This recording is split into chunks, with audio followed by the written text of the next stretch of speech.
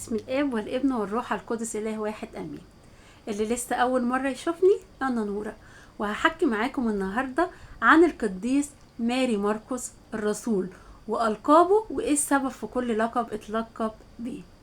القديس مرقس الرسول اتولد في مدينة القيروان، قعد فيها فترة وبعد كده اتنقل لأورشليم. كان من سبط لاوي، وباباه كان اسمه أرسطو بولس، ومامته كان اسمها مريم. وكانت مريم من ضمن النساء اللي خدموا الرب يسوع بأموالهم. كمان بيت القديس مرقس الرسول اتعمل فيه اتأسس فيه سر الإفخارستية، وكمان اتغسل فيه أرجل التلاميذ، وأكل فيه الرب يسوع الفصح مع تلاميذه. وبعد كده اتحول بيت القديس مرقس الرسول لأول كنيسة. القديس مرقس الرسول كان ليه اسمين، أول اسمه هو يوحنا، وده اسم عبري معناه يهوى الحنان. وتاني اسم كان مرقس، وده اسم روماني ومعناه المطرقة. اتلقب القديس مرقس الرسول بألقاب كتيرة جدا. أول لقب فيها وهي الإنجيلي، والسبب في كده إن هو كتب لنا إنجيل ماري معلمنا مرقس الرسول. تاني لقب وهو الرسول، وده لأنه كان من ضمن 70 رسول اللي اختارهم الرب يسوع. تالت لقب وهو الشهيد، والشهيد ده لأنه استشهد على اسم الرب يسوع واتسفك دماؤه في شوارع الإسكندرية. رابع لقب وهو المبشر، والسبب في كده لأن القديس مرقس الرسول بشر باسم الرب يسوع في أماكن كتيرة جدا ومختلفة في أنحاء العالم كله.